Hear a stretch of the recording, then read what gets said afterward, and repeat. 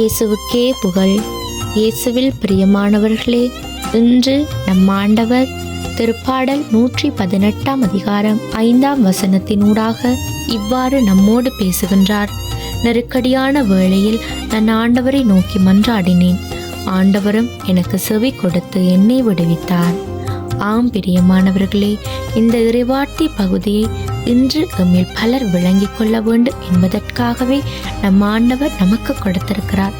சற்று சிந்தித்து பாருங்க, எங்கள் எத்தனை பேர் நெருக்கடியான சூழ்நிலையிலையும் ஆண்டவரோடு ஒன்றாக இணைந்திருக்கிறோம் என்று யோசித்து பார்த்தா எங்களை பாதி பேர் கூட வரமாட்டோம்.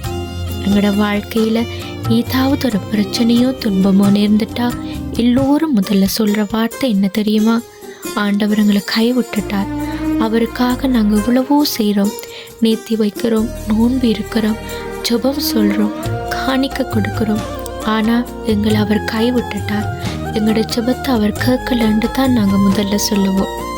இதுதான் பிரியமானவர்களே, எங்கள்கிட்ட இருக்கிற விசுவாசமும் ஆண்டவர் மேலே கொண்ட நம்பிக்கையும். நாங்கள் மற்றவர்களைப் போல அல்ல, விசேஷ விதமாக தெரிந்து கொள்ளப்பட்ட மக்கள்.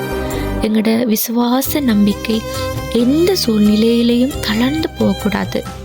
அன்று விடுதலை பயணத்தில் இஸ்ராயல் மக்கள் பல சவால்களை சந்திச்சாங்க, தாங்க முடியாத பாரங்களை சுமந்து கொண்டு வாழ்ந்தாங்க.